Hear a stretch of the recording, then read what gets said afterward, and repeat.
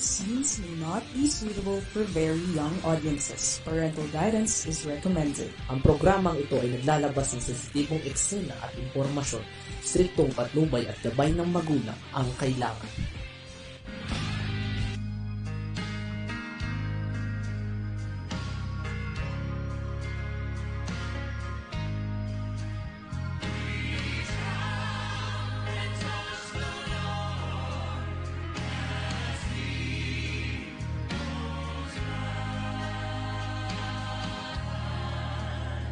On that dark and stormy night, on the Sea of Galilee, the disciples were so fearful from the raging of the sea, when along those rushing waters, in the blackness of the night, walk the blessed Lord of glory, walk the Master and the Christ. And on the road of Jericho sat a blind man one day, for he heard that my Savior, he was passing by that way. Oh,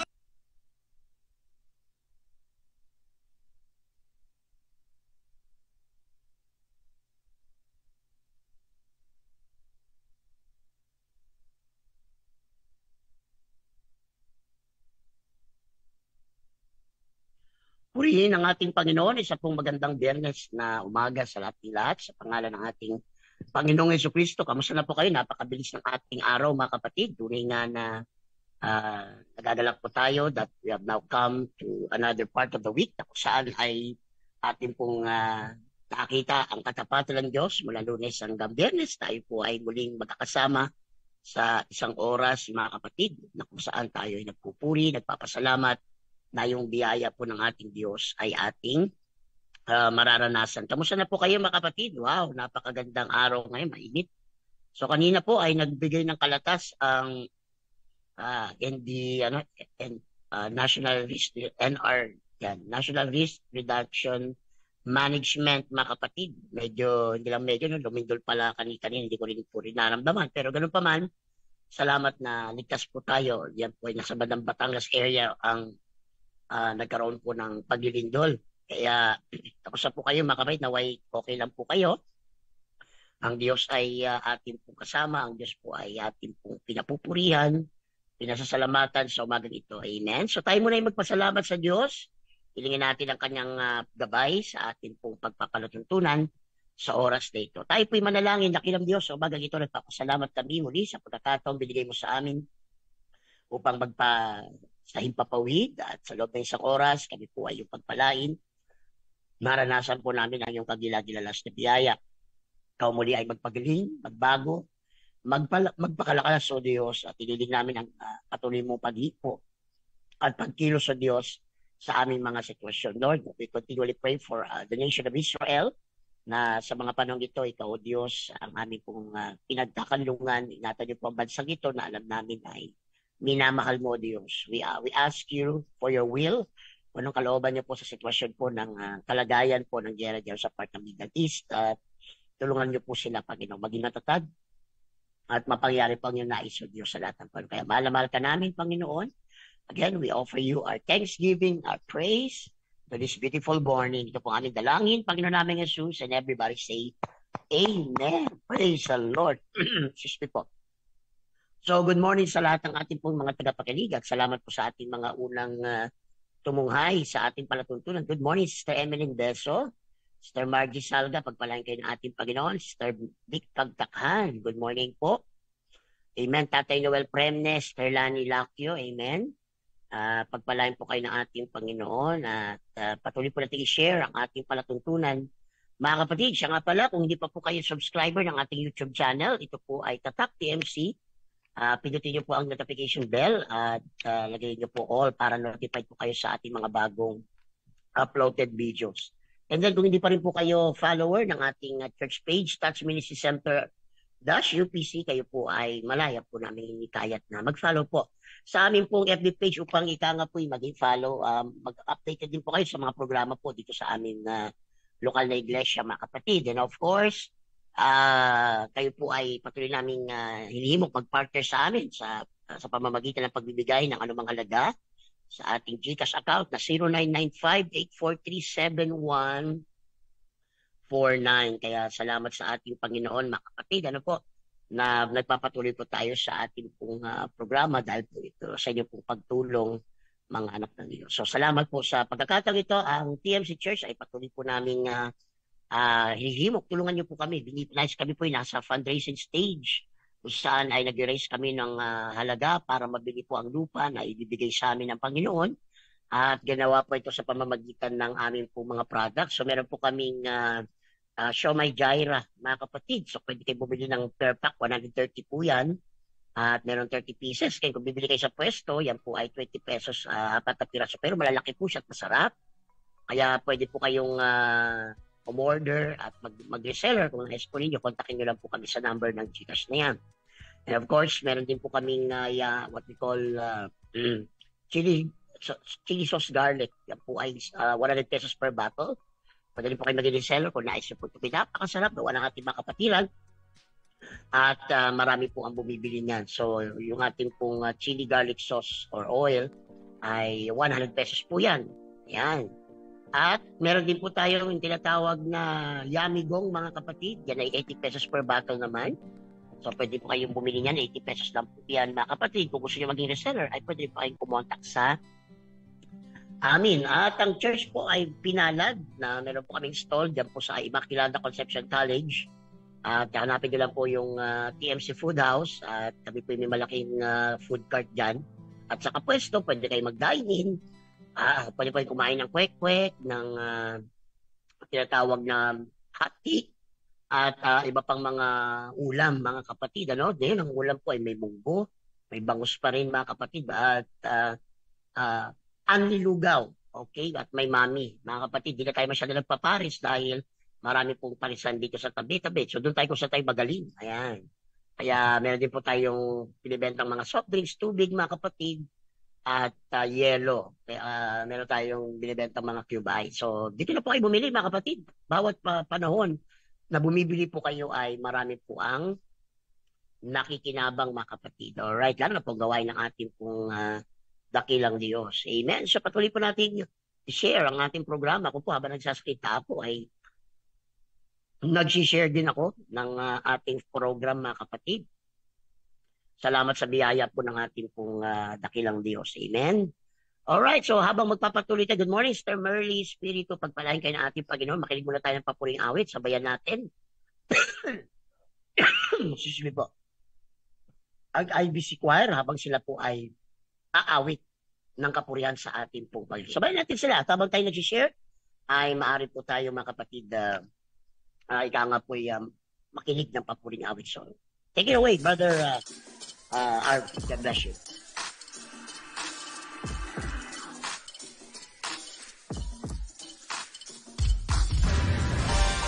How many believe tonight that God is our sustainer? Can anybody attest to that? You were in a place where there was nowhere else left to go. But the Lord came down and He picked you up from where you were. Hallelujah! Can you just clap your hands and sing it with us? Said I'm good.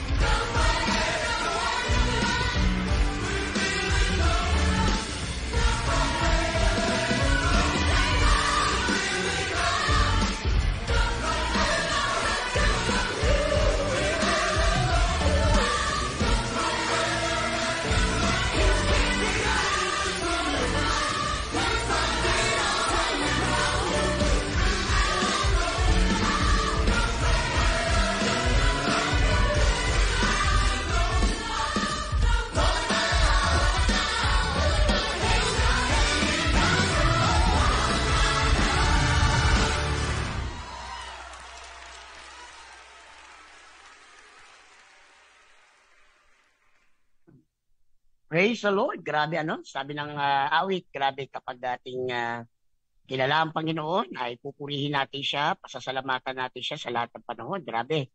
Kaya malaking bagay o napakabuting bagay na ating pong kinikilala ang kapangyarihan ng ating pong dakilang Diyos sa bawat sandali. Amen? Kaya tayo po ay patuloy na magpasalamat, magpuri at dumakila sa tinatawag na nagagawa at patuloy pang gagawin ng ating Panginoon sa atin. Alright, so patuloy po tayong magbati bago tayo dumako sa salita ng Diyos. Good morning, Sister Mary Jean Salvador, si Brother Elvis Casulia, and Sister Roche Simbrero. Si Sister Rochelle Actualito, Sister Rochelle Buenavista. Salamat sa inyong patuloy pong pag-antabay sa ating palatuntunan. Kindly share our topic sa ating mga minamahal, mga kapatid, upang sila ay mapagpala at makaranas ng biyaya po ng ating pong dakilang Diyos sa mga sandalin ito. Kaya purihin ang ating pong Panginoon. Alright, just checking some important natiyak na na ang lahat ay maka-support or sabihin natin makasama, mga kapatid. Salamat sa kapangyarihan ng ating pong Panginoon. Praise the Lord. So again, meron namang reminder dumating sa akin regarding nga, so lumindol nga talaga kanina. At kung saan man kayo at naabot kayo ng ating palatuntunan, mag-ingat po tayo, mga kapatid. Kung nakakaramdam tayo ng mga aftershocks, ay maganda po na wag muna tayo sa loob ng bahay natin at hayaan natin na tuluyang humupan ng konti itong mga aftershocks na ito. At maingatan po tayo ng ating pong Panginoon. Praise the Lord. Hallelujah. Glory to God. So tayo po sa wala po titagal, ako na po sa salita po ng ating Panginoon at salamat sa ating dakilang Diyos. Kung may mga Biblia po tayo, Daniel chapter 11, verse number 32, mga kapatid. Daniel chapter 11, verse number 32. Ganito po ang mababasa nating bahagi ng salita ng ating pong Panginoon. Amen. Sabi ng talatang 32, sa King James Version, and such as do wickedly against the covenant shall he corrupt by flatteries. Talking of the Antichrist, ito, mga kapatid, yung mga gawa ng kaaway. But the people that do know their God shall be strong and do exploits. Sa Tagalog, at ang gayon na gumagawa na may kasamaan laban sa tipan, ay mahikayat niya sa pamamagitan ng mga daya. Ngunit ang bayan na nakakakilala ng kanilang Diyos ay magiging matibay, amen, shall be strong at magiging matibay at gagawa ng kabayanihan. Purihin ang ating dakilang Diyos. Praise the Lord. Kaya sa umagang ito, ang ating po pag-uusapang salita ng Panginoon, doing exploits for God. Amen. Makagawa ng mga kamangha-mangha. Nais ko munang bigyan ng kahulugan ng word na exploits, mga kapatid, para mas maintindihan natin ang ating pong paksa ngayong umaga, mga kapatid. So, ano ibig sabihin ng exploit? Bagamat meron tayong naririnig na negatibong connotation ng exploit, sabihin may pagsasamantala, pero ito pong ibig sabihin ng exploit, mga kapatid, or exploitation. Ibig sabihin, the action or fact of treating someone unfairly, yan yung exploitation. Pero ito po yung exploit. Okay, tingnan natin, mga kapatid, ang sinasabi ng dictionary. Ang ibig sabihin po ng exploit is to make use of and derive benefit from. Yan ang ibig sabihin ng exploit. Yung bang, doon nanggagaling ang lakas mo, doon nanggagaling ang motivation mo. Make full use and derive benefit from. Amen. Yung makilala mo ang Diyos ay isang malaking advantage. Yan ang gusto kong gamitin word. Malaking ganansya, mga kapatid, sa ating buhay pananampalataya. Yun po yung isang bagay na dapat po natin ipagpasalamat sa ating pong minamahal na Panginoon. Kaya magpasalamat tayo sa kabutihan ng ating pong dakilang Diyos. Magpasalamat tayo, nakilala po natin ang ating Panginoon sa mga oras na yan, na sa pagkakataong ito ay kumikilos, mga kapatid, sa ating mga circumstansya. Praise the name of the Lord. Kaya yun ang ating pag-uusapan, doing exploits for God. Yan po ang ating pag-uusapan na siyang bahagi po ng salita ng ating pong Panginoon na ating pong dapat maintindihan sa oras na ito. Praise the Lord. Doing exploits for God. Purihin ang ating pong Panginoon. Hallelujah. Meron po tayong makikitang tatlong thought na dapat nating maunawaan ngayong umaga patungkol po sa ating pong pagkilala kung bakit mahalagang makilala po natin ang Diyos, kung bakit mahalaga po na ang kanyang kapangyarihan ay nakikita at nararanasan po natin. Mga kapatid, pag usapan natin ang salita ng ating dakilang Diyos, ay merong tatlong thought dito na ikangay dapat natin pong bibigyan ng pansin. Una, yung knowing God. Pangalawa, being strong. At pangatlo, yung doing exploits. Alam niyo po, ang bayan ng Diyos mula sa Israel hanggang tayo, na iglesia ng ating Panginoon, ay nakikilala or we are characterized by knowing or by what we know. Mga kapatid, ang bansang Israel particularly ay kilala na bansa that they only worship the one true God. Talagang yun ang distinction nila. Sila lamang ang bansang kumikilala, kung pag-usapan ay Middle East, ang siyang kumikilala na meron lamang iisang tunay na Diyos, sapagkat ang mga, alam na natin, ang mga Arab countries na nakapalibot ay meron silang ibang kinikilalang Diyos at kadalasan ang mga hintil ay kumikilala ng iba't ibang mga nagpapakunwaring mga Diyos. Mga kabarit, tayong mga tunay ding Kristiyano, tayong mga mananampalataya sa Panginoon ay ika nga po kakaiba na tinawag din ng ating Panginoon at salamat, kilala na natin sino yung Diyos, alam na natin kung sino siya at ano ang kayang gawin ng Panginoon sa ating pong mga buhay. Kaya mahalaga, mga anak ng Diyos, na makita po natin, hindi tayo nilikha ng Diyos, hindi tayo tinawag ng Panginoon para maging mahina. Hindi tayo tinawag ng Panginoon para lamang bumagsak at pagkatapos po ay mawala yung ating mga God-given potential. I am here to encourage people right now. Ako'y naparito para palakasin ang bawat pananampalataya sa salita, sa pamamagitan ng salita ng Diyos. You are very blessed. Napagpala ka ng Panginoon dahil nakilala mo siyang totoo. Nakilala mo ang kanyang kapangyarihan, nakilala mo ang kanyang makapangyarihang gawa.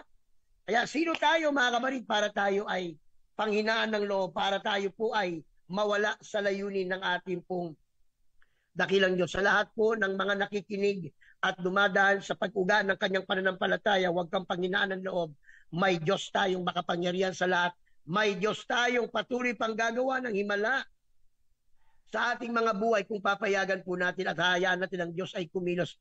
Good morning, Sister Rosario and Sister Jeanine. Purihin ang ating pong Panginoon. Kaya mga kapatid, napakalagang maunawaan natin na tayo po ay tinawag ng Diyos para sa pamamagitan natin ay makilala ng buong sanglibutan kung sino ang Diyos na totoo ng salita ng ating pong Panginoon. So today, I would like to encourage brethren, lahat na nandito sumasampalataya sa Panginoon, na huwag nating i-focus yung ating kaisipan sa mga bagay na limitado tayo. Huwag nating i-focus ang ating mga sarili sa mga bagay na limitado tayo. Bagkus maniwala tayo na ang Diyos ay may inihandang dakilang bagay at kanyang ipapakita na kaya pala natin. Today, I'm going to encourage everybody na tayo ay humakbang, tayo ay maglingkod at gawin natin yung mga dakilang bagay na hindi pa natin nararanasan. Kaya mga kapatid, mahalaga sa buhay natin Kristiyano na patuloy po tayong humakbang, patuloy po tayong magpagamit, patuloy nating itaas ang pangalan ng Panginoon. Alam niyo, sabi ko nga, when you study the Bible, Old Testament, and even the New Testament, mga kapatid, God uses people na hindi marunong. Gumagamit ang Diyos ng mga tao na wala pong may pagmamalaki sa kanilang sarili. Yes, may mga nilang magagaling na, tulad ni Pablo. He is a man learned, mga kapatid, under the tutelage, pagtuturo ni Gamaliel. Pero aside from him, most of the apostles ay mga unlearned, katulad ng sinasabi ng mga tao. Simpleng mga mangingisda, but look what God did to these people. When these people, nang binigay nila ang kanilang buhay sa Panginoon, tingnan nyo yung ginawa ng Diyos sa kanilang buhay. They became great men and women of God. At kung paano sa pamamagitan nila ay nagdala ng kapurihan sa pangalan po ng ating Panginoon. Kaya mahalagang maintindihan natin, this is the plan of God. Ito yung plano, ito yung layunin ng ating Panginoon na tayo po ay magpakita ng grabing kasiglahan, grabing paglapit sa Diyos na siyang mainam na ating gagawin para makita natin may makapangyarihan tayo Diyos sa ating pong buhay. Amen. Now, pag-usapan na po natin mga kapatid. Una, first, we must know God. Kung gusto nating makaranas ng makapangyarihang paglilingkod sa Diyos, para makaranas tayo ng exploits, ma-explore natin ang iba't ibang venue or avenue ng pagpapala o ng ministry ng Diyos. unang-una talaga ay kailangan natin, we must know God. Well, lagi ko sinasabi, mga kapatid, dapat ang Diyos kilala mo, siyempre, ayon sa itinuro ng salita ng Diyos. Hindi naman tayo pwedeng maniwala, hindi naman tayo pwedeng magkaroon ng pagtitiwala na nalabas sa salita ng ating Panginoon. Kaya salamat, through the Word of God, we know who God is. Hindi pwedeng ang paniniwala natin sa Diyos ay kung ano-ano na lang. Dapat ang ating pagkakilala sa Diyos ay nakaugat kung ano ang sinasabi ng salita. Kaya mapalad ang mga mananampalataya, mapalad ang sino man na nakatanggap ng tamang pangangaral ng salita ng Diyos. Basahin ko po ang Job 22, amen, verse number 21. Job 22, verse number 21. Ganito po ang sabi ng Book of Job.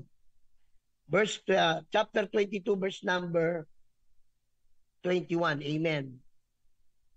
Sabi ng Biblia, makipagkilala ka sa Kanya, Job 22:21, makipagkilala ka sa Kanya, at ikaw ay mapayapa, ano pat ang mabuti ay darating sa iyo. O, kita niyo mga kapatid, kapag kilala pala natin ang Diyos, amen, ang kapayapaan ng Panginoon ay isa sa atin, at mabubuting bagay ang darating sa atin. Kaya ito po yung salita ni Job na naglalagay siya ng second person. Sabi niya, makipagkilala ka, Panginoon, at ikaw ay mapayapa, ano pat ang mabuti ay darating sa iyo. Kaya mahalaga sa ating buhay Kristiyano na atin pong makilala pa ang ating Panginoon. Kahit na si Pablo, ano po, siya po ay aral na po sa kasulatan, the Pentateuch, the Torah. Pero nung siya po ay nagkaroon ng encounter sa Diyos, excited siya. Siya ay nagkaroon ng malalim na pagkakilala sa kapangyarihan at sa kung ano talaga at kung sino talaga ang ating pong dakilang Diyos. Kaya kung gusto nating makakilos ang Diyos at gumawa ang Diyos sa ating buhay, kailangan makilala po natin. Sabi nga, ang pagkilos ng Diyos ay nakabatay. Ano ba ang pagkakilala mo sa Panginoon?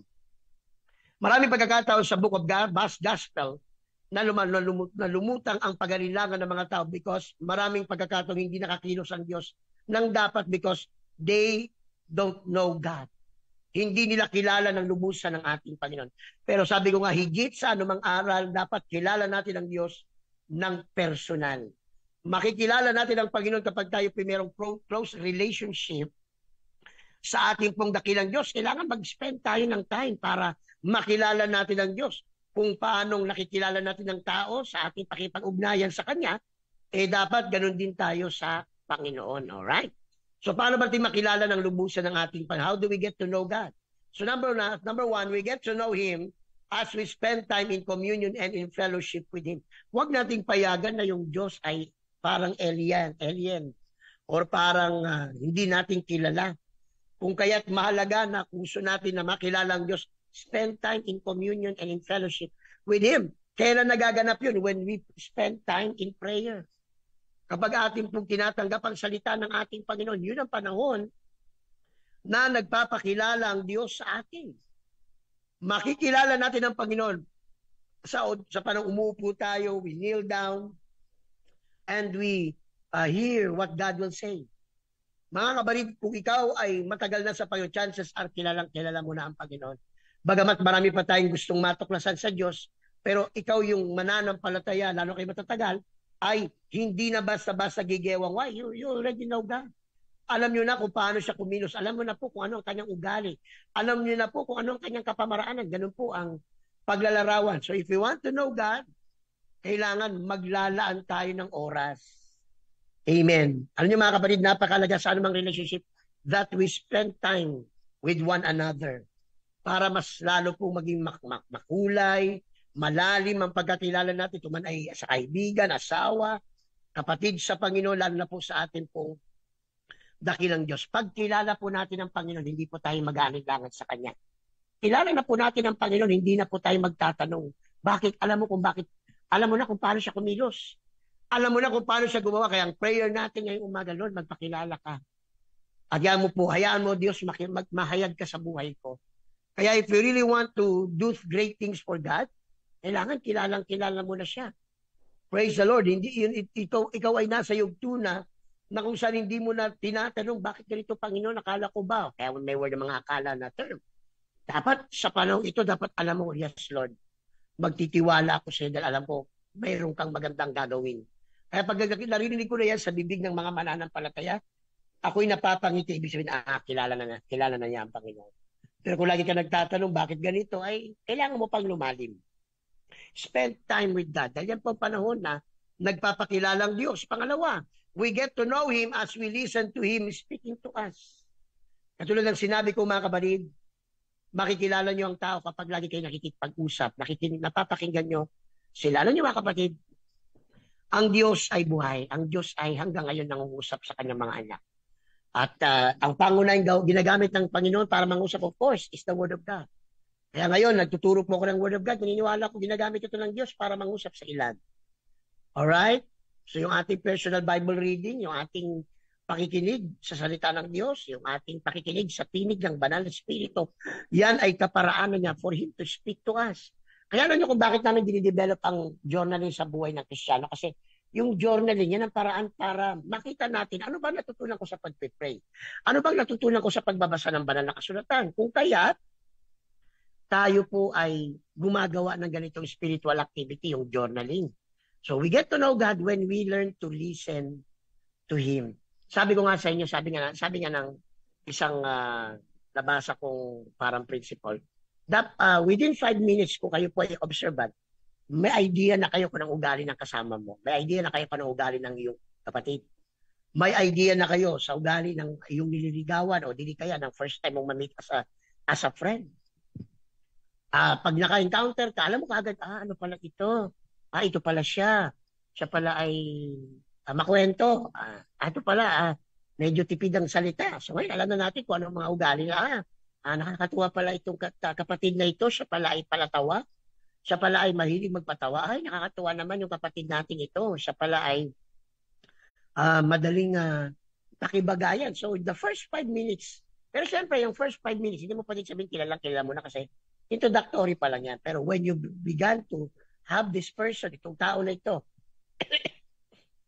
excuse me po, yung taong ito ay palagi mo nang kasama ka, nakakasabay mo ng kumain, nakakasabay mo na sa gawain, amen, at nakakapagkwentuhan kayo from time to time, then you get to know, ay, nakakatuwa, matalino pala ito. Malawak pala ang kanyang kaisipan, napakalalim pala niya sa Panginoon. Kaya mga kapatid, God, ang Diyos, nagpapakilala sa atin sa pamamagitan ng takikinig kapag siya'y nag-uusap sa atin, mga anak ng Diyos. Alam sa totoo lang, kapag ang Diyos may nangyayari sa ating panahon, I always feel after, ano bang purpose mo? Lord, bakit may gera ngayon sa Israel? Yun ang aking pinapakiramdaman ako. Ang nakikita ko dito is, again, to gain attention of the people of God. Kasi naging masyado silang kampante. May napanood akong part ng news na, siyempre, masyado silang tiwala sa Iron Dome nila na hindi na sila masyado nagsipagbantay. Ayun, they were caught out of guard, sabi ng reporter. At kaya this time, ang daming missile na nakapasok sa Israel. So, ganun din po tayo, mga kapatid. When God is speaking, makiramdam tayo. Bakit nangyayari mga bagay nito? Bakit pinayagan ng Diyos magkaroon ako ng sakit? Bakit pinayagan ng Diyos na ako'y tapusin? Bakit pinayagan ng Diyos ako'y magkaroon ng maraming isipin? Hindi kaya ang Diyos ay hinahanap at kinukuha niya ang ating attention. And now that God has our attention, let God speak to us. We get to know Him by speaking to Him. Nakikilala po natin ang Diyos sa pamamagitan na tayo'y nakikipag-usap sa ating Panginoon. Alam nyo, kung makikita lang natin ang essence ng prayer, prayer is not something we do because we need something from God. Hindi tayo nag-pray dahil meron tayong hihingin. Yan ang pinakamababaw na antas ng relationship. Kaya ka lang lumalapit sa tao dahil may kailangan ka.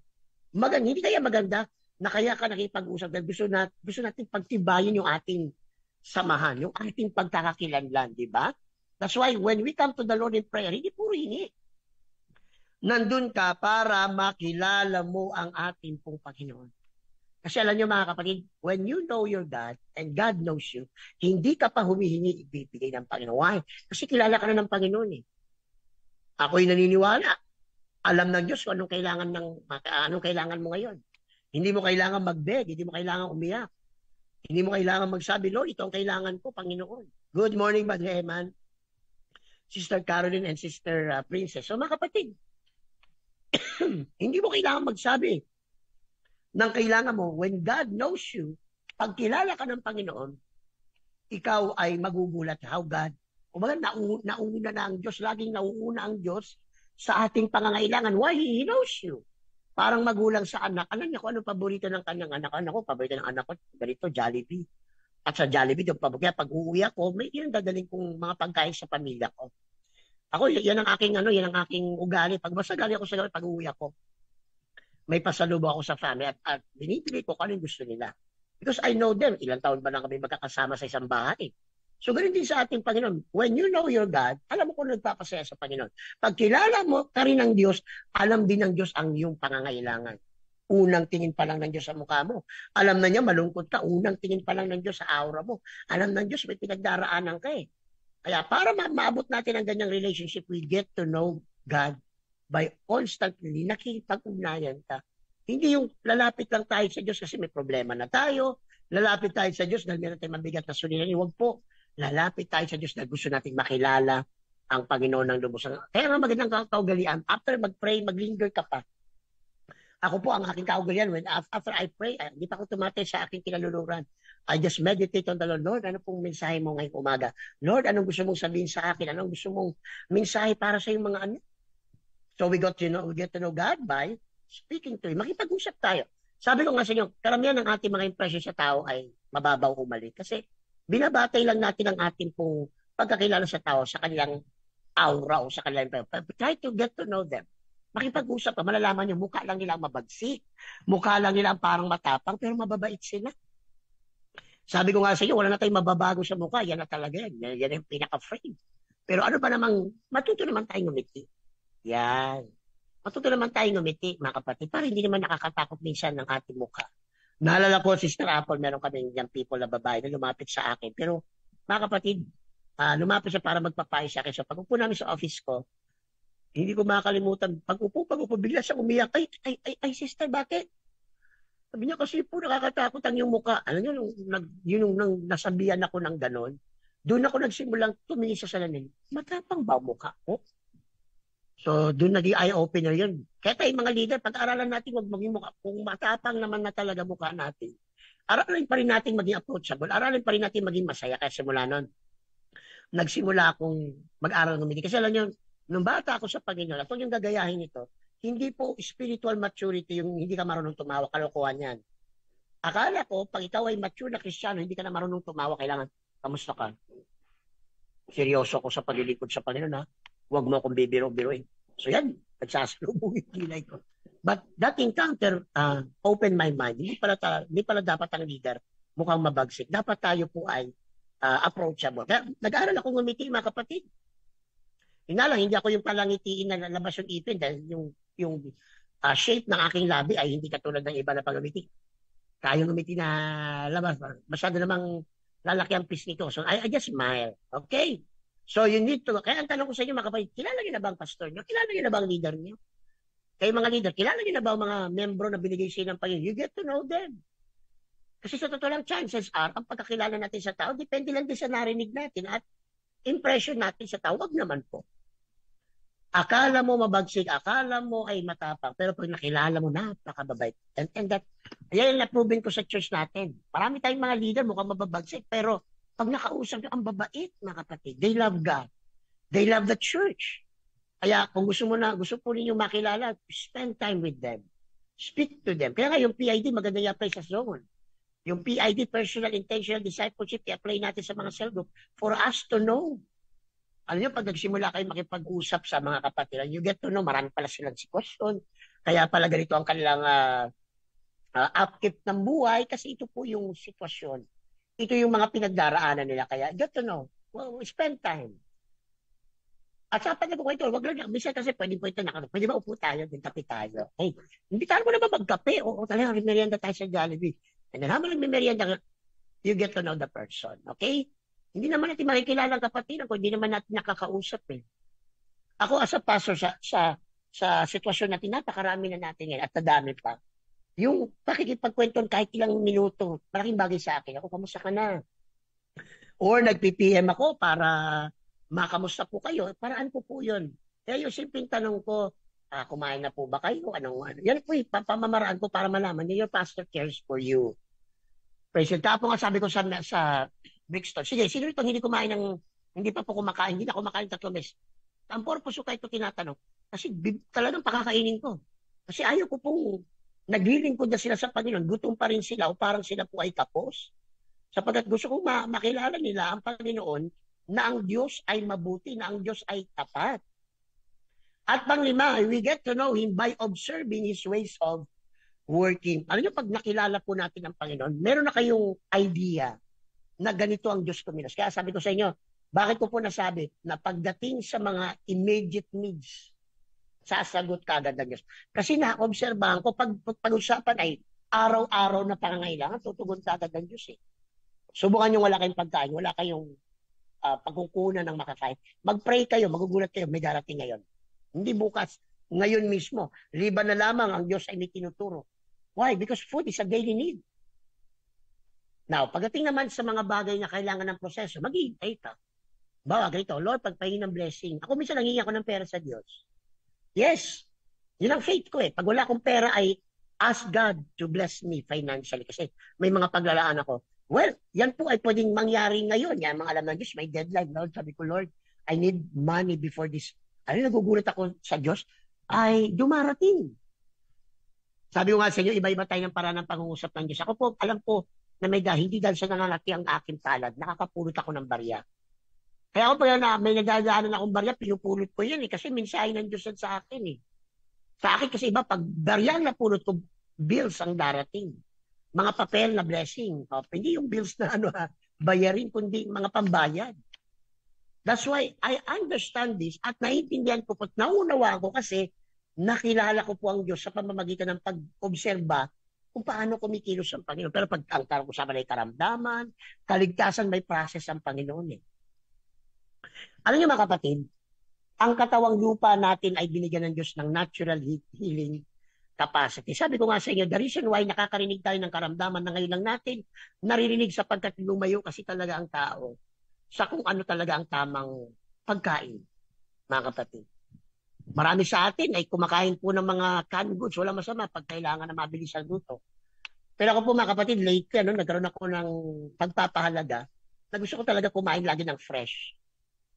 Na palagi kong gustong kumain mga kapatid na pagbili sa palengke lutuin kaagad. Bira ako kakain ng mga frozen foods. Okay? Kasi yun ang plano sana ng Diyos.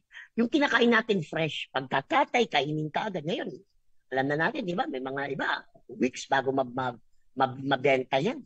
Ako, ang rule ko sa bahay, mga kapatid, kahit naka-ref yan, dapat within the week, ulamin natin yan. Kasi kahit naka-ref yan, yung freshness yan, wala nang ganun eh. Come to think of it, di ba, patay na yung kinakain mo. And anything na humigit sa isang araw, ay alam na natin, kung hindi yan ilagay sa refrigerator, magdi-decompose siya. Kaya kailangan kumain ka na.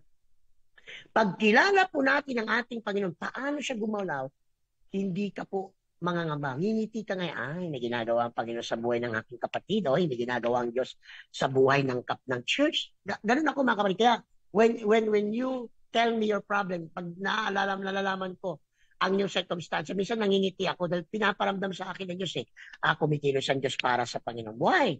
Because I know Him. Naobserbahan ko kung paano kumilos ang Diyos sa atin. Kaya mga kapatid, if you really know God, hindi ka po magtatampo, hindi ka mag-aalinlangan sapagkat alam mo kung paano siya kumikilos. Now, Hosea chapter 6 verse 3. The book of Hosea chapter 6 verse 3, ganito po ang sabi ng salita ng Diyos. Chapter 6 verse 3 ng Hosea. At ating kilalanin, tayo'y magpatuloy upang makilala ang Panginoon. Grabe, ano? At ating kilalanin, tayo'y magpatuloy upang makilala ang Panginoon. Ang kanyang paglabas ay tunay na parang umaga at siya'y paririto sa atin na parang ulan.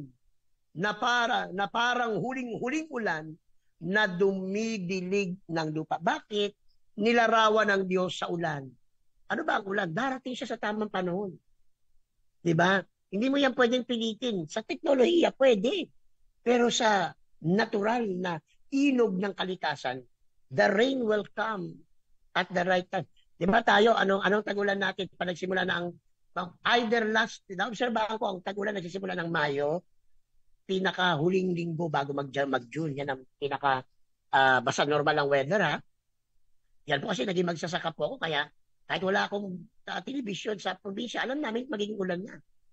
So tayo, marami tayong mga pamamaraan para malaman ang ulan. Pag naglabasan ng mga kulisap, wala mo kagad uulan mamaya. Bakit? Ganyan po ang manifestation. At alam niyo mga kapatid, kahit sa kalamidad, ayon sa obserbasyon na bago lumindol sa sa Los Angeles, lindulin po nga California kasi malapit sa San Andreas Fault, nagkakaroon sila ng konklusyon na napakasensitibo talaga ng mga hayop because ayon sa kanilang obserbasyon, sa mga bawat sandaling lumindol sa Los Angeles, mga kapatid, yung mga zoo animals ay nagpakita ng uneasiness or yung pagiging aligaga.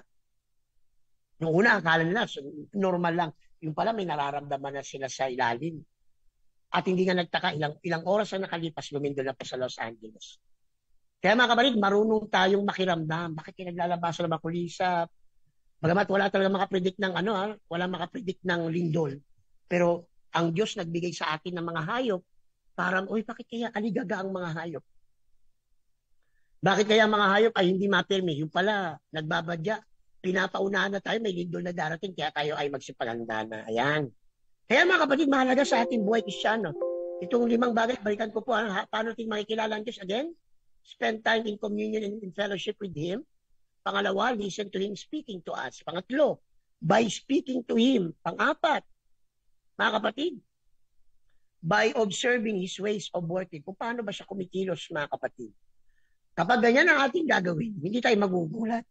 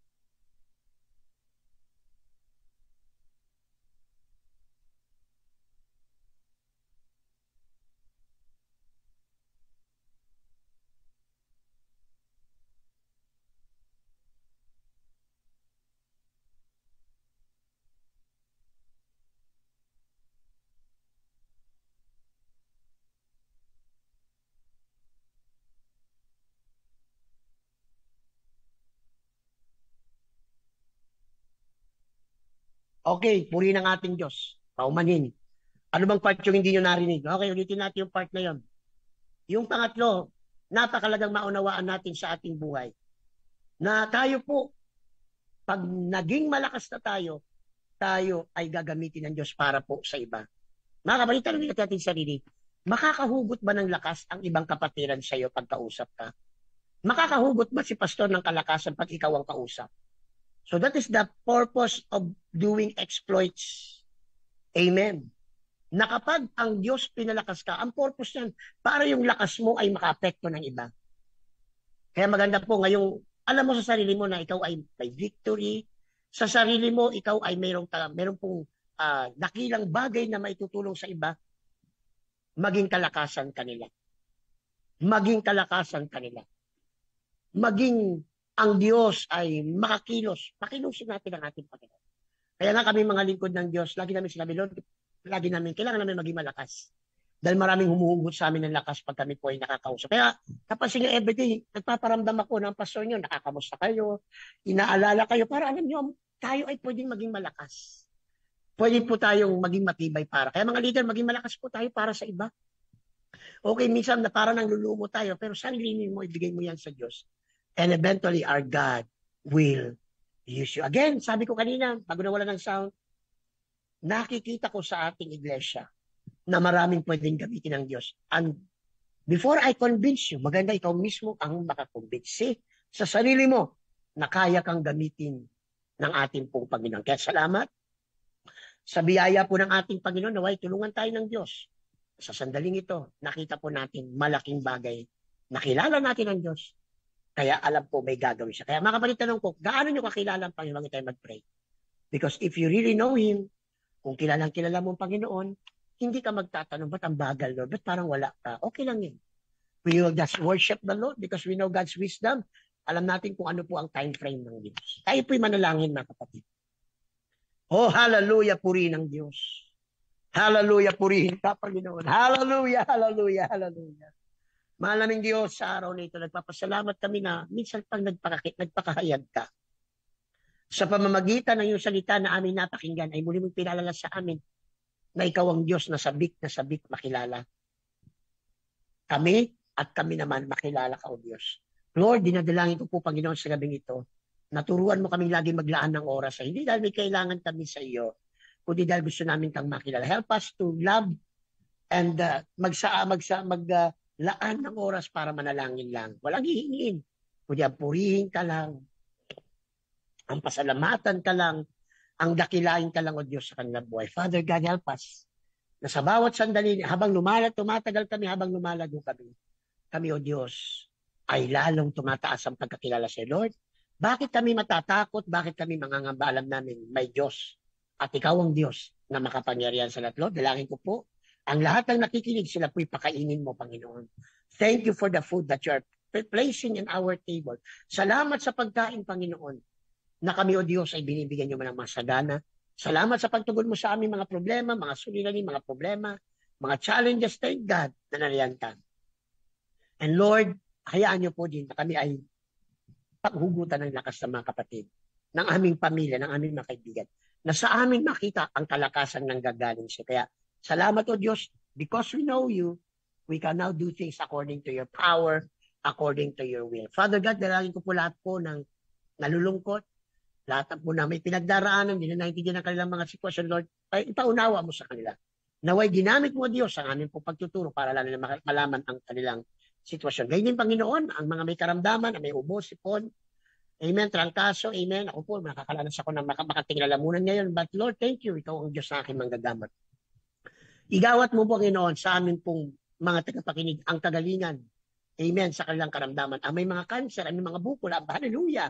Sa pangalan ni Jesus, pagalingin mo sila, Panginoon. Si Sister Annabel, Panginoon. Pagpalain niyo po lahat ng mga nakikinig ng iyong mga salita. Pagpalain mo, Diyos, ang kanilang pangangailangan. Ang mga nakaranas ng stroke, bless Brother Arnold, bless Sister Mary Jean. Lord, gigising kami sa araw maayos na ang aming mga paghakbang. And Lord God, again, salamat sa mga pinagdaraanan namin dahil lalo namin kang makikila. And of course, confident na po kami. Kahit ano pang problemang harapin namin, ano mang sitwasyon, ang aming maranasan, magtatagumpay kami kasi nariyan ka namin, Diyos. Kaya maraming salamat, Panginoon. Salamat sa tagumpay.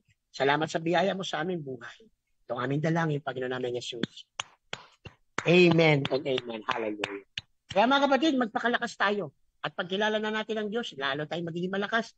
Ang katagang panghihina, burado na sa ating vocabulary. Sabi nga, meron dalawang kataga na dapat wala sa atin, yung tinatamad at nangihina ko. Alam na natin ang solusyon dyan. Magpaka-puspos ka, lumapit ka sa Diyos. I-apply mo yung Word of God sa buhay mo din. Magiging malakas ka. So wala na po tayong oras mga kapatid. Mamayang gabi, Pure Gospel, sa 6 po yan ng gabi mga kapatid. At magsama-sama tayo sa biyaya ng ating pong dakilang Diyos. And of course, excited tayo sa mga susunod na mga araw. October 18 po ang pagdating ng Man of God, si Pastor Alan Diaz, hindi po Sunday. Pero kaya sa midweek po ay magiging parang Sunday service po yan. We will open the church wholly para buong simbahan bubuksan para dali natin ang maraming mga bisita. Miyerkules na po ang pagdating ni Pastor Alan. Okay, so salamat sa inyong pakikinig. May susunod pang magpuprograma. Ito po yung lingkod, Pastor Alvin Guma, lagi nagsasabi, be strong in the Lord in the power of His might. Jesus saves, heals, and bless because He cares. Happy weekend, everybody. Patuloy tayo maglingkod sa Diyos. Asahan nyo, may gagawin ng Diyos. Gugulatin tayo ng Diyos sa araw na ito. God bless you. Magandang araw. I believe that before the night is over, somebody is leaving here with a breakthrough. Somebody's going to leave you with a breakthrough in your heart, a breakthrough in your mind, a breakthrough in your finances, a breakthrough in your family. I need about 50 people to shout breakthrough, breakthrough, breakthrough. Come on, somebody shout breakthrough, breakthrough.